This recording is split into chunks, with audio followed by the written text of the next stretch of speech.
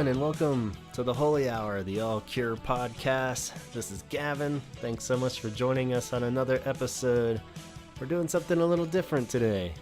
We've looked at full albums. We've looked at perspectives of diehard fans, casual fans. We've had correspondence from the tour, but we've never looked at specific songs, and that's something I'd like to try out a few more times here. And we figured this would be a great place to start with the pivotal Cure song, Just Like Heaven. It's a widely known and loved song, pretty much from every perspective. I feel like it's pretty safe to embrace this song. The people that even the super dark, gothy, doom and gloomers still feel favorably towards Just Like Heaven, I think. People that just know the pop hits on the surface love this song. If you played this song for a complete stranger, they'd probably love this song. So a pretty unhateable song. I figured that'd be a great place to start, but not a total softball because there's a lot of layers to this song. Memories associated with it, the history of the song, where it fits in the Cure's catalog, all kinds of things that we can take a look at. And boy, are we gonna! We got some cool segments from listeners sent in, and a lot of good collaboration I want to share with you guys. But just to kick it off from my personal perspective, anytime you look in with the microscope, it's good to start way far out. And yeah, so Cure's favorite band, zoom in a little farther. What's your favorite song? People always ask, and any Cure fan kind of knows that's an impossible question.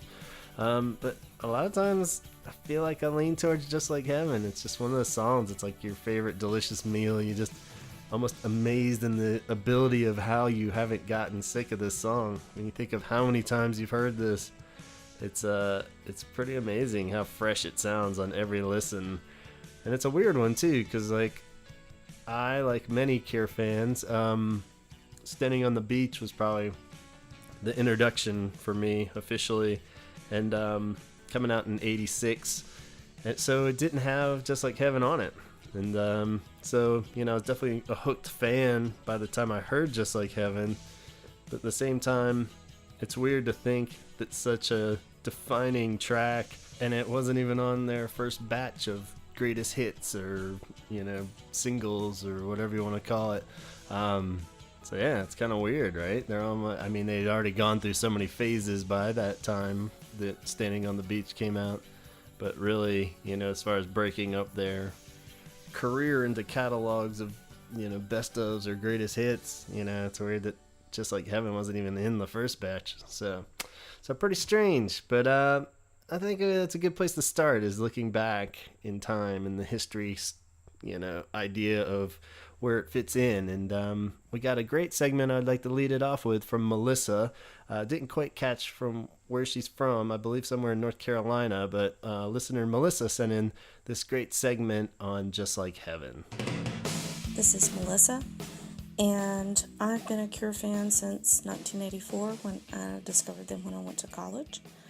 And around 1987, when Just Like Heaven came out, late that year, there was a rumor that went through my college town one evening that Robert Smith had died suddenly and unexpectedly.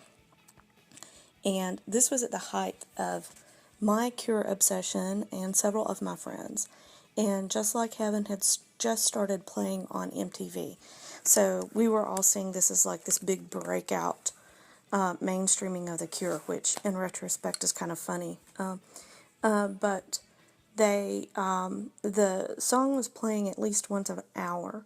And we heard this rumor. The guy I was dating at the time came home from work and told me, and he was really upset, and we were just freaking out. And so we stayed glued to the television all night, skipping around, looking for news. We were, you know, distraught. We certainly hoped the rumor wasn't true, but we were dying for information, and pre-internet days, information traveled very slowly. And so my friends eventually went to sleep, but I couldn't really sleep. I went to my room and then got back up, and another one of my friends had also gotten back up. And I just remember sitting there watching TV kind of in a daze and keeping it glued mostly to MTV because we thought that if there was news, that's where it would break. And every time, just like Kevin came on, it was just so distressing. And we were just really so hopeful that Robert was okay. And so finally, about 3 or 4 o'clock in the morning, decided to put a call in to London, to the Warner Brothers office there, which they were on at the time. I believe, I can't remember which label subsidiary, but I knew. I found it. I called, made several calls and found the number, and called them right when they opened that morning, I guess around 9 or 10 a.m., and spoke to someone there who put me through when I told them where I was calling from and why I was calling, and put me through to someone in publicity, and who luckily was a very nice person, and they assured me that no, there had been absolutely no news, that that was a rumor, and that if that had been true, there would have been a formal statement and everything. But it was, that reassured us, and then of course it turned out to be complete, just a college town rumor. But I just remember that night watching that song on television, thinking that if that's the last, if this record's the last record that we have, what would that be? In regard to looking back on the Cure, and I just remember being very young and very distraught, and just so much enthralled by the Cure at the time that we all had just a horrific night, and we were so happy the next morning when we found out everything was fine. So that's kind of my fandom story of One Lost Night, and why Just Like Heaven is still so poignant to me today. Wow, thank you so much, Melissa. That was cool. Semi-tragic. That's a horrible fear, especially in that time frame. Just think of how many great albums we wouldn't have got, and just sad that would have been if we had lost old Robert in '87. That would have been tragic, of course, and especially right on the cusp of Just Like Heaven. How eerie would that have been? But anyway, so glad that that's not true, and it's really funny and interesting to think of the pre-internet age and how something like that could really take a while to confirm. Now we take for granted that those things could be dismissed so quickly, and so pretty weird. But what a jerk! Who started that rumor? That's not cool. But glad there are people like Melissa out there to set the record straight and set her mind at ease, at least, if nothing else. And wow, cool. Well, thank you so much again. And going on from the history angle and those memories, that's a huge part of this song, I think, is that so many Cure fans do have a special place in their heart for this song, or, just the timeline of when they started really falling in love with the Cure, even if it was way before that, and that this was kind of, like she said, the lead up to the finally getting recognition and breaking through. Well, we'll talk about this later, that it wasn't a technical chart hit so much. This is around the time when, college radio and alternative radio and stuff, not so much like the alternative charts and stuff had given in yet, but like college radio definitely embracing things, and, MTV at, 12 o'clock at night or something. So while not mainstream appreciation and credit, they're definitely getting their underground college indie rock, whatever you wanted to call it back then, cred, and they're blowing up pretty big as far as those things are concerned, if not already at that point. So this is a real defining moment, this song, for the band, and seemed to strike right when the iron was hot, if you will. But back to the memory side of things, and our next few segments are associated with that. Everybody tends, since it is leaning towards the more romantic side of the Cure, and a song that really does cater well to high school dances and weddings and falling in love and tragedy in love, and pretty much it fits all of those.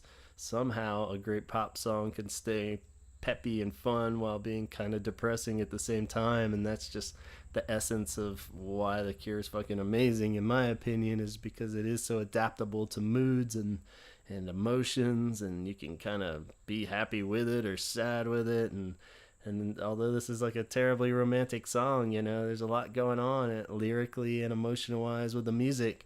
So a couple more segments I'd like to play for you. Here's one from Chris from Baltimore. You might remember Chris from a earlier episode with Donald, and they were just talking Cure. Pretty passionate fan about the Cure, but it was really hard in that episode on the later years of the Cure, and later years even stretching back to Wish. I think he even had a few negative things to say about Disintegration at one point. I may have just had to cut that out. I don't even know if it made it into the final episode anymore. But so yeah, he's a tough critic, but even he has some kind words about Just Like Heaven that were cut from the original episode, but I had to hold on to just to save one, just because it was amazing he was saying such nice things about the Cure, but two, it's a really sweet story. So here's Chris recalling Just Like Heaven.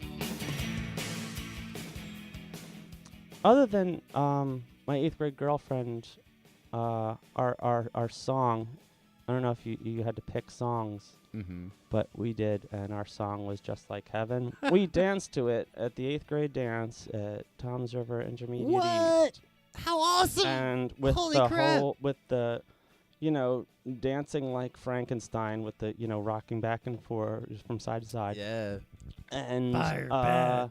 yeah, the lights swirling and everything, and it was like a John Hughes movie. Oh, fuck. And that will ultimately be my how I hold the Cure, is that kind of That precious. that, something that was almost more than, losing your virginity. More than this. It was this kind of like perfect soundtrack, John Hughes movie soundtrack to It's perfect. to idiot kids learning how to be adults. Yeah. And it was, it's a plotting, ham-handed song that's beautiful for beautiful ham-handed 8th grade children. But it's a fucking perfect song. Like, it's fantastic. Yeah. And what a fucking moment. That was like, you had a moment, like a slow dance with a chick to Just Like Heaven. Yeah. At a school and it was dance. it was our song that we'd already chosen as our song, and it came on like Oh no my one god, that was requested your it. song And, to boot? and Holy fuck. that was our song already, and That's awesome. We had to come together and, hand slightly above the hip, rocking back and forth. Yeah, that ultimately will be my where my Cure memory. Is that your favorite Cure moment? That's my favorite Cure moment. They've always been a part of my life, but that was kind of where they would be the most important. All right, thanks so much, Chris. I don't know why Donald was so overly surprised at all those comments about it being somebody's dance or song, but he's an excitable man. What can I say? But yeah, that's pretty cool, and I think a lot of us have probably a dance related Cure memory that's very special, and 90% of those would probably be with Just Like Heaven. Real quick, I do also have a dance related Just Like Heaven story. If you listen to hard to say when this will post, but the episode with Donald and his wife talking, they did mention in the middle that I was the homecoming king in high school my senior year, and I did quickly interject and try to clarify that it was because I'd been in a bad car accident, and I guess I wasn't that big of a prick in high school, so everybody felt sorry for me. And I think it was just a nice, pity, mercy, vote the crippled guy to be king kind of thing. So I'll dismiss it at that. But it was a weird moment in my life going into senior year, and I was in a wheelchair. I wasn't even back in school yet. I busted my legs, all the shit, my hip, my knee, my arms, both my arms. So I wasn't like paralyzed or anything, but I was pretty banged up. But by the time the dance had come around, and I was able to kind of stand up on my one good leg for a few minutes. But I was like, all right, I'll go with my girlfriend, and and wheel around. But I didn't expect to really tear up the dance floor by any means. Let's just say that getting hit by a 40-ton gravel truck didn't really hurt my dancing abilities all that much. But so the point is, we got there, and I can't even remember what the official, and now the king and queen will dance song was, some like Boys to Men song or something. So I got up, kind of waddled for a second with that, and everybody was happy, and everything made sense. But then they're like, well, is there something you want the DJ to play? And I was like, well, I'm pretty sure he has Just Like Heaven. There's no way he doesn't, kind of thing. And so it was really sweet. My girlfriend and a few of our friends at the time, they went over and just fucking harassed this poor DJ, and we're like, you have Just Like Heaven, don't you? And he's like, yeah, but I got like a whole set list played up right now. I'm queued up. I can't just like cut in Just Like Heaven and I don't play. Like, that guy over there in the wheelchair, he's the king, and he wants to hear fucking Just Like Heaven. If you don't play that, boy, it'll be the last homecoming dance you DJ.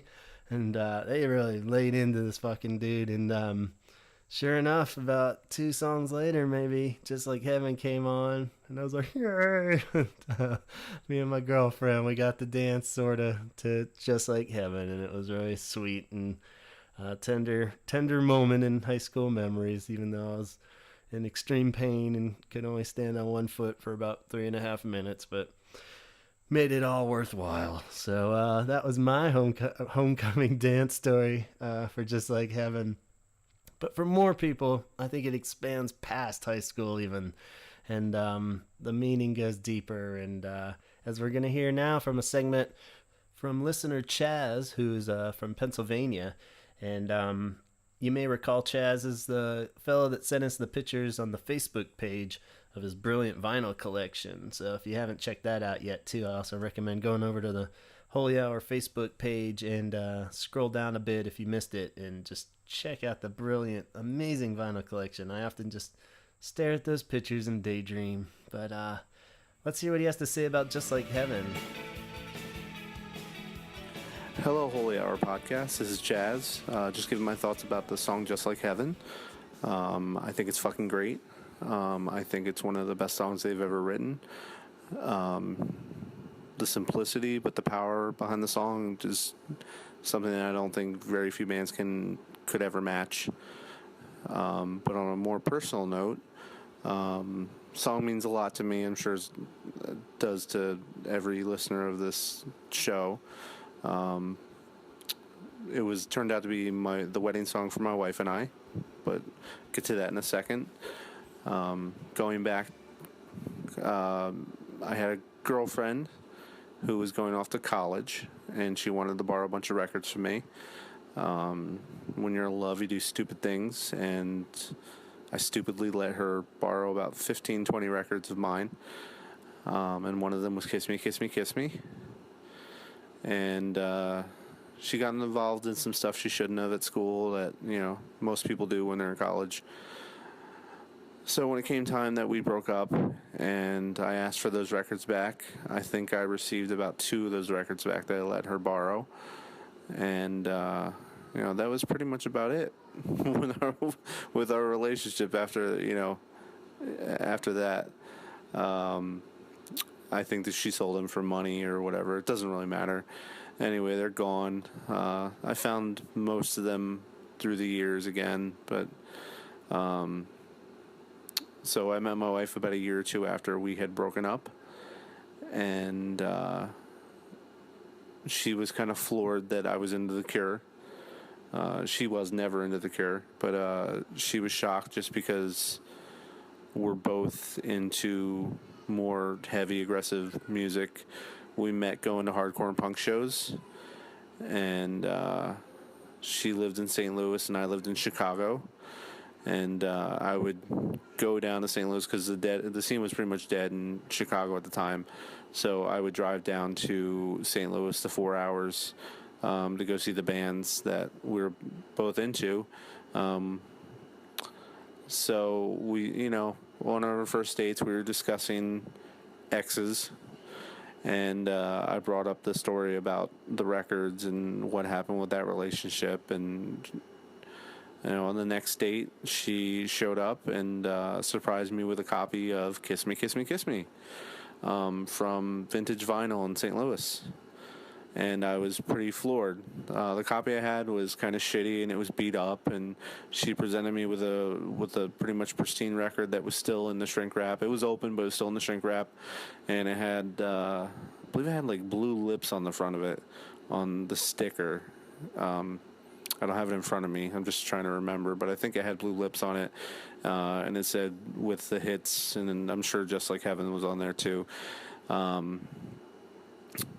So we dated for about 6 months before I proposed to her, and then we got married about 6 months later. And my wife and I are pretty much non-traditional, so we got married at the courthouse in Joliet, Illinois, and then we drove out to my mom's house in the Lehigh Valley in Pennsylvania and had a small ceremony in her backyard with mostly just family members, and we had a pastor there that married us again, I guess, and we just had food, and then we drove off to our honeymoon, which was in New York City, and we also spent some time at the beach and at Six Flags. And the first night in our hotel room, I grabbed a CD player out of my bag that I had hidden from her, and put a CD on for her. And on that CD, I had my friend Jonah Matronga, who's the lead singer of the bands Far, One Line Drawing, Gratitude, and I'm missing one other one, New End Originals. Check them all out. They're all fucking great. Sorry for the shameless plug, but I think they're amazing. And he had recorded 2 cover songs for us, and one of them was Just Like Heaven. It was all personalized and everything, which is awesome. And we had our first dance together as a married couple. We don't dance much to begin with anyway, but our first dance together in a New York City hotel room to Just Like Heaven. And she cried and everything. It was great. So every time that we've seen The Cure since then, which is 3 times, they've played Just Like Heaven, and each time we've held each other and held hands and kissed and everything. And then the last time I saw him was in Maryland, and she wasn't with me at the time, but I FaceTimed her the whole time. And she had her 2 kids with her, and they sat together and watched the song on her phone, which was awesome. So it was great to share a moment like that. So yeah, I guess that's my relationship with the song. It's always going to be one of my favorites, and one that I'm always excited and happy to hear, no matter where it's at. I'm happy to hear any Cure song, even if it's Friday I'm in Love at the grocery store on a Tuesday afternoon. It still gets me stoked. But yeah, so that's about it. Thank you very much.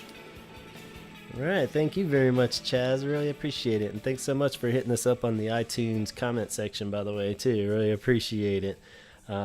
Others feel free to do the same. And yeah, a lot of good points there. Man, ex-girlfriends that run off with your records and your t-shirts, they're the worst. But how cool is that when your future wife ends up being a girl that would replace something lost by an ex? Good move marrying that girl. So that's probably the moment you're like, that's it. This is my wife. Especially Kiss Me, Kiss Me. You can't go without that one. So, yeah, awesome. And a lot of great points with the production on this song. It's just one of those songs that's timeless. Like many great Cure songs. There's so many songs in like 87 that were recorded that are great songs, but you just kind of know they were recorded in 87 and just sound like it, it just sounds like an 80s song. But when you hear Just Like Heaven, it really is timeless, and no wasted efforts or in any degree on that song. And another point that I wanted to bring up with this episode is just how cool the production is on this, and something I stumbled across too. Somebody, I don't even remember, they weren't the first person to post it, I'm sure, so I guess I don't really even need to cite it, but somebody had recently posted, there's a YouTube clip of somehow they got like an isolated vocal track from Just Like Heaven, and it's just the vocals. It's like, yeah, big deal. But like when you really hear just his voice and the uniqueness of Robert Smith's voice on such a perfect song like this, it really just reminds you how great it is. And I want to play a segment of it here. I don't know how much legally I can play or what, so I'll just play a few seconds of it. I'll put the link to the YouTube one, so as long as somebody has it posted on YouTube, I guess we're all fair game. But just so cool, because usually if anyone's recorded songs too, no matter how good you are, a lot of times if you isolate when you're mixing and you isolate just a specific track, or especially vocals, it always sounds a little weird unless you're like super triple doubling them up and stuff. But I mean, you could be an amazing singer and it still just sounds a little weird when you throw yourself out there totally naked, you know. And it's just an amazing feat to hear this song and how great it is, just totally isolated. So here's a little taste of just Robert singing a verse of Just Like Heaven. Show me, show me, show me how you do that trick. The one that makes me scream, she said. The one that makes me laugh, she said. And threw her arms around my neck. Show me how you do it, and I promise that I'll run away with you. I'll run away with you. Spinning on that dizzy edge, I kissed her face and kissed her head, and dreamed of all the different ways I had to make her glow. Why are you so far away, she said. Well, won't you ever know that I'm in love with you, that I'm in love with you. Oh man, isn't that cool? You can just listen to the whole song like that and it's almost just as great. But yeah, so I'll post a link on that on the Facebook page if you want to hear the full batch of whatever it is that this guy posted. So yeah, pretty cool. All right, so here's the last segment that I want to share with you guys here, and it does need a little disclaimer to begin with. So we had the idea of recording a song episode, right? And it was going to be the batch of a few that Donald was going to come down, and we're going to hang out, and we're going to discuss it in a very scholarly way, right? As we always do. And so I was really excited about this because obviously it's a song I'm very passionate about and hold dear to my heart. But when Donald comes down, I don't get to hang out with this dude very often. So we start having a good time real quick. And our friend Ryan comes over, that you might remember from episode 6, I think it was. And we also, all three of us never really get to hang out together that much. So we all have a good time right off the bat. And usually adult beverages are involved with our good time. So we start having a good old time, laughing, catching up. We say the hell with it real quick. Let's hit record and do Just Like Heaven all together. And so I present to you now 3 guys having an overly good time talking about Just Like Heaven. And I think there's a lot of good points in here still. So I want to stick with it. And but, you know, this is a good time to have a drink is what I'm getting at. So you could be part of the party. So I now present to you myself, Donald, and Ryan discussing Just Like Heaven on a warm Friday night.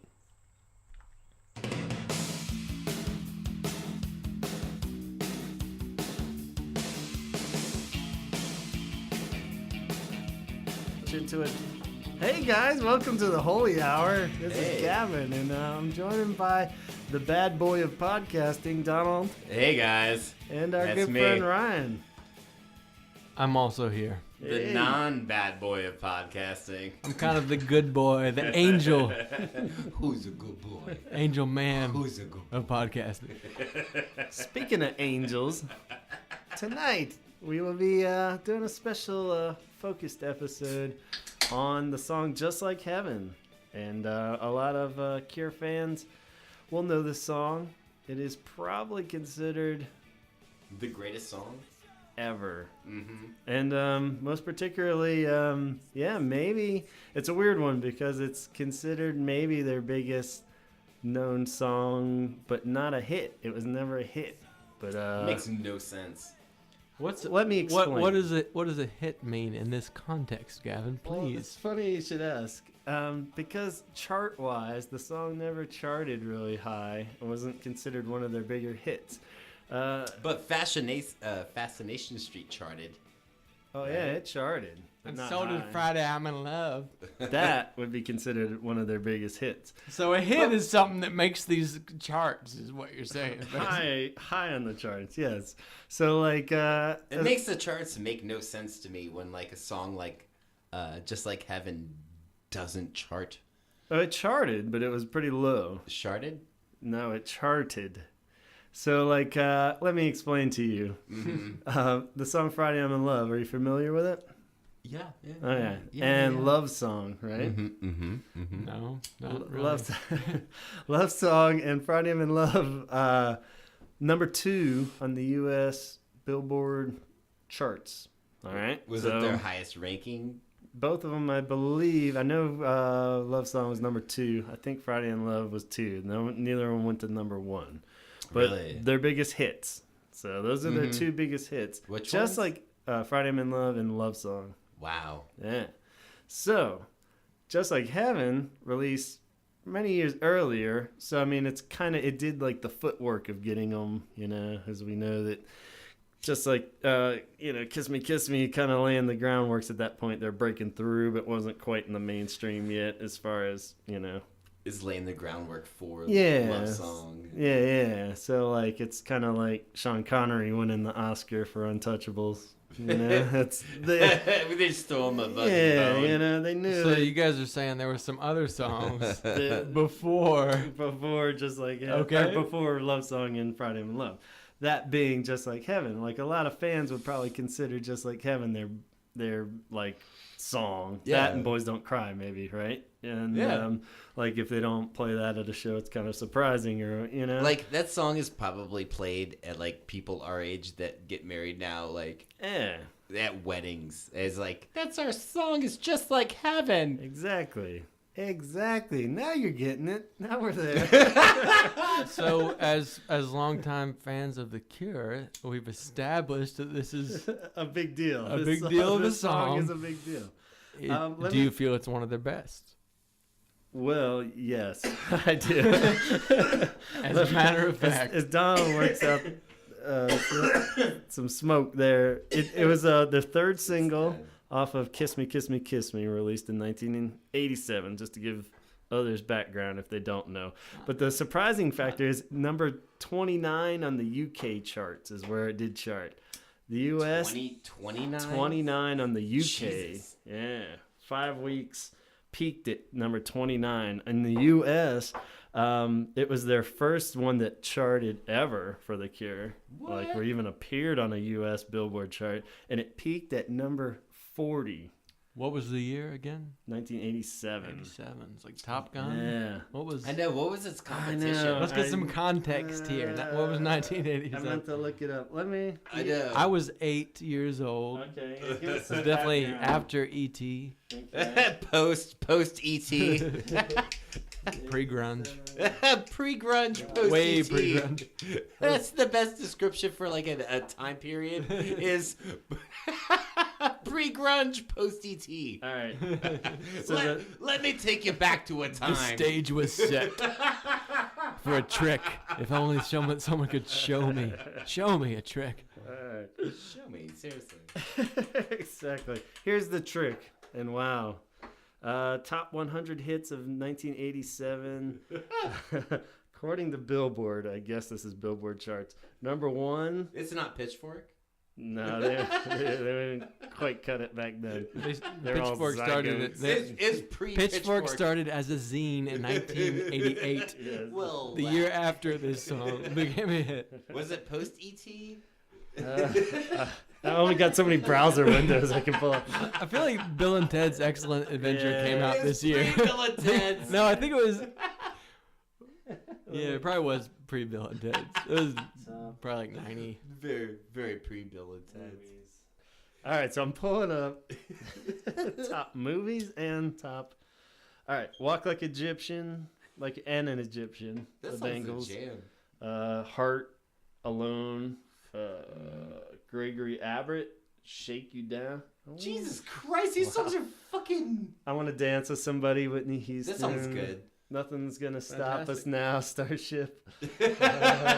No, Here I go again, White Snake.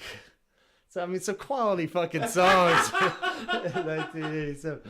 Living on a Prayer. Stiff competition that year. Everybody Wang Chung. With or without you. That you song two. is better than Just Like Heaven. Everybody Wang Chung. Like everybody. This just shows how dumb people are and how I think we're low now. Lists matter. Yeah, it really is. It's like fuck this is these it. charts, This is what you chose as your Just Like Heaven is like one of the and everybody. It's the perfect pop song where it's like it's not a pop song but it is. Yeah. And it has push and pull and feel and that's the crazy thing is like and it's orchestrated. If people made a compilation now of like the greatest hits of the greatest songs ever. Yeah, I'll get into that. Trust me. But even just the greatest hits of '87 on some like free sampler you would get at like Best Buy. Just Like Heaven. But they probably would throw it on there now because everyone's like, oh yeah, that song's fucking great. But like, how many times in the song is Just Like Heaven said? 2, I believe. Is that not interesting? No, once. Speaking of, once, I think. Yeah. So it's and not it's like at the end of the song, right? Yeah, it's not. It's the bridge. That's a very good point. It's not even the chorus. It's just the verse, and there's you. And it's only said once at the end of the bridge. Can it be a chorus if it's only done once? No, they do it twice. The you who's the chorus comes again at the end. And then twice. That's kind of like the awesome thing about the song too. I thought it doesn't have so it a is bridge. Twice. I think you said once. Well, I said twice initially, but now because the first chorus they don't say it at the end though. You who's they just leave you hanging. Strangers, angels dancing in the deep. You're just like a dream. Just like a dream the first time, and then they always say it's at the end where it's like just the very like last line. Yeah. So isn't that weird? And there is no bridge, It's which is brilliant. even fucking cooler. It's brilliant. Perfect pop song. But it's like I was saving that for my giant conclusion, but I think here we are. The fucking best pop song ever written. Not even the best Cure song. I think it's better than like Yesterday and the ones that people put on the generic. Yeah. Because I mean, I think it really doesn't have any wasted notes, doesn't have any wasted lyrics. Fucking right to the point. Doesn't even have a bridge. Why have a bridge if you're not going over some troubled waters? There's no troubled waters in this song. It is a bridge. You soft. That's the chorus. That's the bridge. No, they do it like twice though. And it's like you're debating. Feels like a bridge. And feels like a bridge. And you guys are debating like the greatest pop song that does not hit any of those like generic standard pop song structures. True. You know, where it's like, like Rivers Cuomo has done the math. Of like how to deconstruct the pop song and just bored. How do you make a pop song boring? And they're not hitting any of that standard set structure. It's like, this is what people like. Like, we've done focus groups on pop songs, and there's none of that with Just Like Heaven. And that just shows the brilliance of that fucking song. Yeah. Like you were saying, it's like it's like, you guys are discussing like, where's the bridge? What's the chorus? It's like, who gives a fuck? It's a great fucking song. It's like that's the power of like a dope song. Yeah. It's my like when I think of like the dopest pop songs, Just Like Heaven. Yeah. It's a fucking standard. This is coming from the bad boy of podcasting. It's kind of. I like what you're saying. You're saying like we have all these ideas like verse, bridge, chorus, but a truly great song doesn't even fit. matter. Yeah. Doesn't fit the confines of that language. Because if it's an awesome song, you don't need that shit. Mm-hmm. You don't need to trick people into liking it. You write a good fucking song, and that's fucking Just Like Heaven. It's like you wrote an awesome song. Wait, you guys like this song Just Like Heaven? Yeah. Oh shit! Coming from the bad boy of podcasting. This guy will piss on some songs. I'll and shit on everything. He will shit on stuff he likes. I know. You shitbag. Go on. But yeah, I think this song's fantastic. And it really is like every time I think I've set out to write a song, in the back of my head I'm like, I want it to be like a Just fraction. Like yeah, I mean, as good as it really is like the structure of like the perfect pop song. I feel like where it's adaptable to moods. Or if you're sad, you can be like you can fucking wallow in it. If you're happy, for some reason, it's still a happy song. It doesn't even. It's fucking awesome before you even get to the lyrics with that like descending guitar line and then the music's fantastic. Everything comes in. The strings and stuff. The structure of like just starting out with the bass and the drums and like and then like that is one of the greatest. I just want to stop. That's one of the greatest moments in any fucking song. It's just when the bass and the drums come in. That dun dun dun. It's pretty sweet. It's so satisfying and just. Strangely enough, too, and like when looking up stuff on this, Robert Smith even cited that it was very similar. You familiar with The Only Ones, Another Girl, Another Planet? That song? No. Probably totally know it if you heard it. It was like it's like an old song. I'm on another planet with you. Like the Replacements covered it a few times and stuff. I'm on another planet with you. Yeah. And it is like pretty much the same chords. I've never noticed that. Says travels on. Yeah, I can't remember. Play the whole thing, but it's weird. It starts off with the same bell. Same thing. But actually, he said that's why they staggered it. Coming in was because if they just came out blazing with the chords and stuff, it would have been a little too similar. Yeah. So, but another great example of like Robert Smith stuff, like where it's like kind of similar, but he adapts it to make it a way better song. Yeah, it's like, and I love that fucking song. So that's how things happen. Yeah, I think that's what the fuck are we talking about right now? Sorry, The Cure or it's a good song to look up. Another the Only Ones is the name of the band. Another Girl, Another Planet. We're talking about the opening to when the drums and the bass coming on that song. So I mean, I don't know. I think it's a pretty amazing song in those regards. Let's see if we according to Smith, here's a quote I found online. This might have even been from Wikipedia, but I think it was referenced in one of the books too. The song is about What's that? That's gonna be the name of his book, his autobiography. Is according to Smith. According to Smith. Well, that's the thing with these things too, because he fucking is notorious for changing like what the song lyrics wise is about, and stuff like what it means with everything. Like every time like he keeps it pretty ambiguous. Right? And then he always changes everything. He's like, I like that. My friends were playing with puppets, and then like a whole other interview. It's up to the fucking asshole listening to it. There is a quote for this song in particular. He said, "The song is about hyperventilating, kissing and fainting to the floor. The lyrics were inspired by a trip with his then girlfriend and later wife, Mary, to Beachy Head in southern England." Smith said the opening line of the song, "Show me, show me, show me how you do that trick," refers to the childhood memories of mastering magic tricks. But added on another level, it's about a seduction trick for much later in life. So there you go. That sounds gross. I like that. Why do you end it all gross? It really is. It is a very alluring song. Yeah. I think it's got one of the best opening lines of all time. Oh, yeah. And that's, I think, where I was headed with that one lyrically. I think it's just a fucking show me how you do the trick. It's weird to have a song reel you in that much right away. I think there is that, like, I like the magic trick bit there. It's a weird one phrasing wise too, where the show me comes in right before the actual start of the. Not to get too music nerdy, like, but it's really weird. It's a pickup. It's like when you're strumming along, sometimes it's actually hard to get into the show me. Yeah, because it comes in so weird. Like it's early. It's very theatrical. And it's weird too that it's technically a bummer song. Like by the third verse, she's not there, and it's not a happy love song. So the people that do use none of the Cure songs. Happy songs. big surprise, But I mean, the fact that it's like such a song, everybody kind of wants to have at their wedding and stuff, But it's a weird, fucking depressing song. Right? He wakes up all alone. It expresses longing, yeah, which is a beautiful thing. Doesn't it just show like the whole course of like a relationship in life?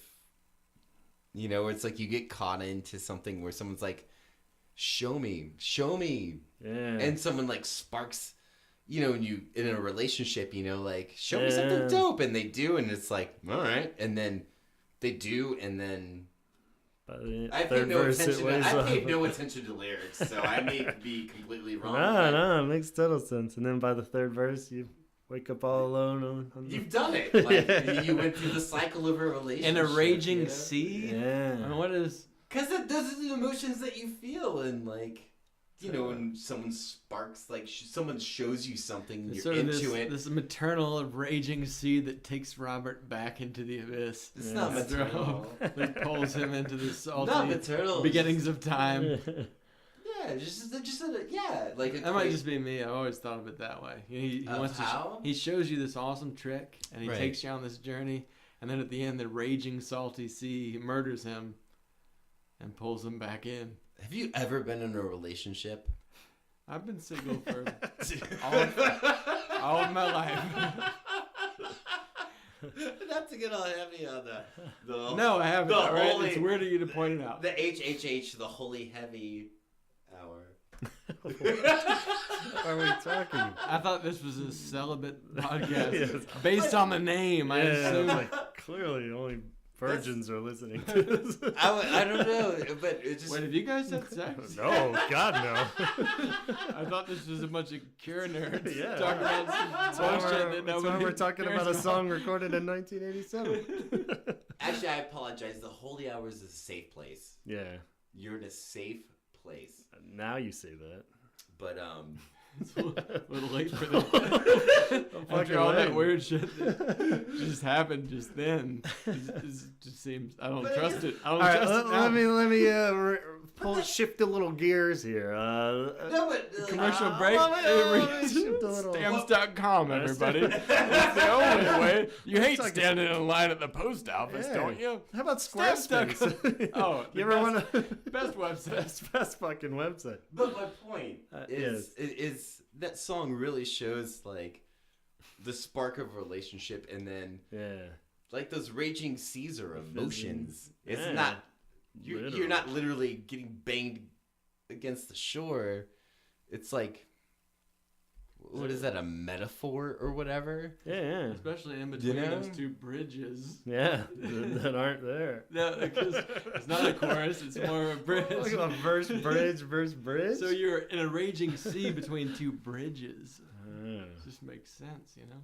Shit. So, but even like the chaos in the structure of the song is a like a solid relationship where it's like you're getting bounced around and like, and it makes no sense, but it makes all the sense.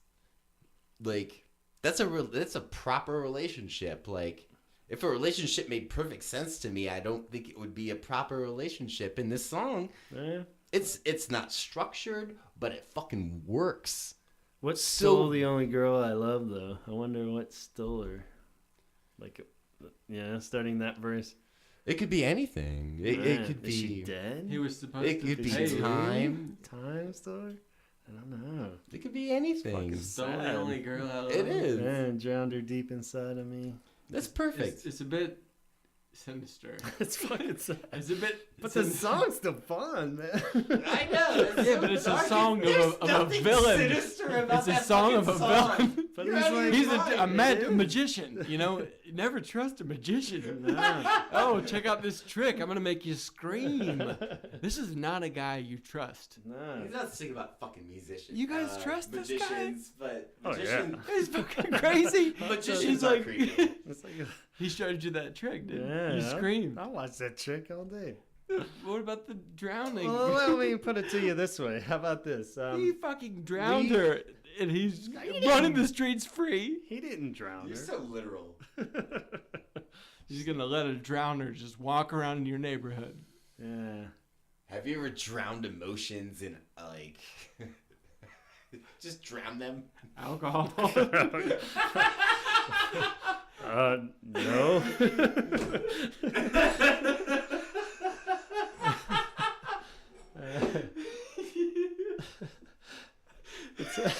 I pictured the Just Like Heaven episode being like me just crying for like 45 minutes, and what a brilliant song. I kind of like this better. But let me throw this out there. All right, a huge part of Just Like Heaven, I feel like, since the fucking charts didn't do their job of giving them a hit, that video is very iconic for The Cure. I feel like that's like one of their most... like when you think of a Cure video, that was kind of that time when people maybe were starting to see more Cure videos, and it was just, it captures the romantic side of The Cure a lot more than had been portrayed. Blousy and windy, everything. Yeah, it's but a simple, a literal video for an unliteral. Is that a word? Unliteral song? Maybe. Let's see where you go with it. They're a little too like. Oh, he's spinning on that dizzy edge. On a dizzy edge. And he's spinning around. It's like we know. Yeah. It's more his brain, or he's physically spinning around. He's actually in a blouse, physically spinning around. And pretty widely known, but for the good people citing it, the girl that was dancing with him during the instrumental solo, his wife Mary, and this is the only time Tim Pope credited, which I don't think is true technically, that was the only time a female was featured in a Cure video as like a actress, he said, and he was kind of proud of that. But then made me think of the Charlotte Sometimes video. Remember that little Catholic schoolgirl? So, but that was pre Tim Pope. So anyway, but along the lines of that video, recorded in the studio for the top part when they're on the cliff, right? Clearly a studio, right? In Pinewood Studios in England, where filmed tons of movies, including Star Wars Force Awakens in the same studio. Oh shit! But even weirder though, I don't know if you vaguely remember Dave Kendall from 120 Minutes. Yeah. Remember it was pre-Wish tour, and Robert was talking about his vertigo that he gets from being up high, and Tim Pope put him up on the kite for the High video, and he was like on the last straw, and he's like, I'm sick of him just torturing me for videos, and I got real dizzy and didn't like being up high. And Dave Kendall goes, much like in that Just Like Heaven video when you were on the cliff. And it's fucking classic. I don't even know if this clip is on YouTube. I kind of remember what you're talking about. And Robert just gets his blank face on his face. He's like, what? He's like, how did you know that? But the funny part was like, no, the punchline is like, he's like, but I wasn't really on a cliff because it was in a fucking studio. Right. And he's like, much like you must have been scared to death when you were on that cliff in that studio.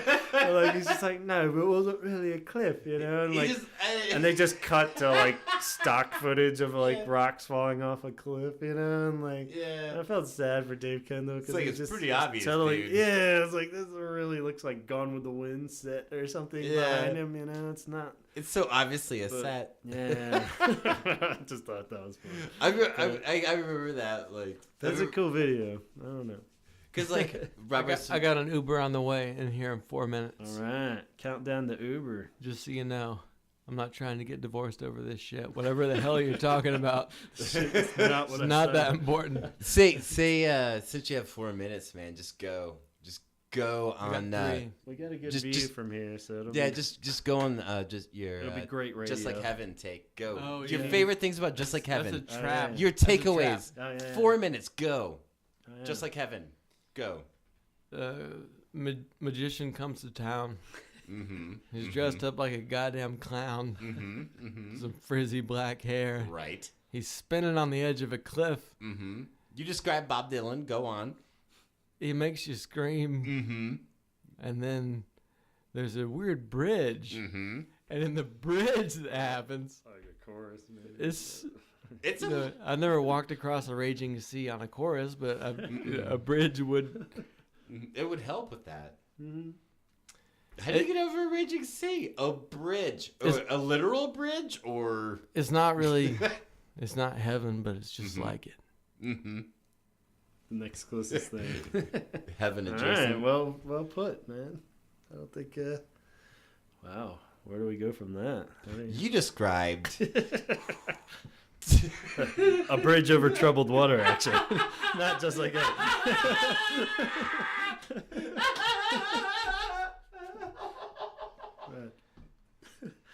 Art Garfunkel. Art Garfunkel. The frizzy hair and everything. Art. I got like 2 minutes. Really? Is it counting down till he's here? It really is like a bridge over troubled water. It doesn't count it down. It's weird. That's so weird. What's his name? What's the Uber driver's name? Can we I say thought it? you were good at like it's like. Maybe we should get him in it. I thought you had a solid like, 5 hey, minutes. you want to be on a podcast? 1 minute. Oh shit. He'll drive past the house. Don't worry. You got at least 5 minutes. So, has an Uber guy ever made it up your driveway? Has it ever been found? No Uber driver has survived. I mean, I've met a few Uber driveways. They'll drive past it at least once. I don't know, man. This just feels pretty crazy right now. We'll get him up here. We'll get him. He's clearly. It's a great song, though. I really do love it. I love the major key, the descending line, the trickery, and the top-notch vocals. Do you think it should have ranked higher back in 1987? Yeah, of course. It's the best song of all time. Why not? Good night, everybody. And good night, Ryan. For the record, the top films of 1987 included The Princess Bride, Dirty Dancing, Full Metal Jacket, Adventures in Babysitting, and The Predator. All right, guys. Not sure where we can go from there. I think the lesson in this is that we should just go listen to Just Like Heaven again for old time's sake. And drink responsibly. Always get an Uber. And yeah, thanks for listening. I think that about wraps it up. Not sure if there's anything else worth mentioning. Arusha, a few episodes back, had mentioned the you phase on the chorus. You. Glad that got abandoned too. I don't think anyone was really into that so much, but made it a little different. The mixed up remix that came out as a B-side, mixed up. It's alright. Not great. Kind of song that you just can't really mess with that much, but covers, it's always probably the most widely covered song. Not any really amazing covers. I think Dinosaur Jr. pretty much locked that one down as the best cover of Just Like Heaven.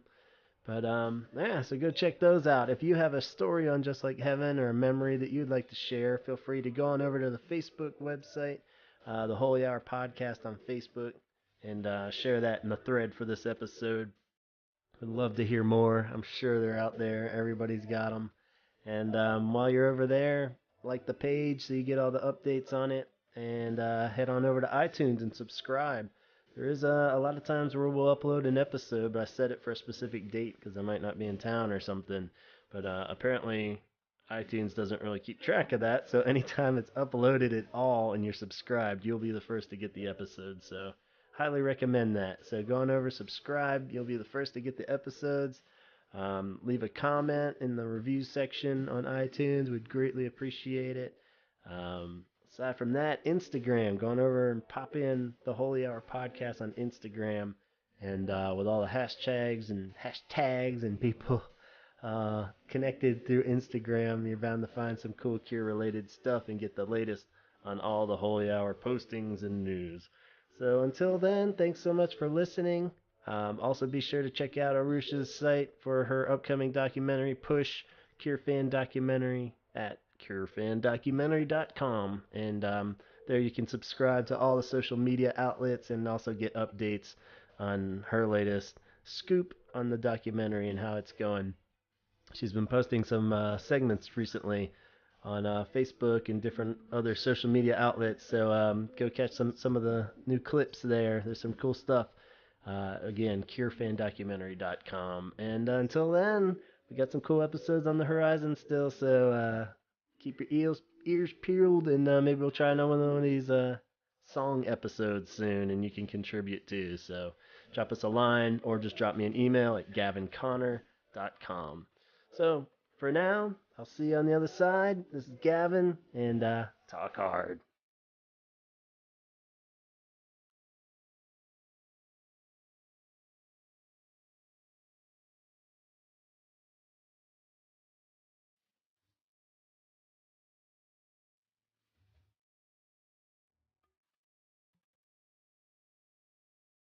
Hello, this is Jason Cooper. You're listening to the Holy Air Podcast.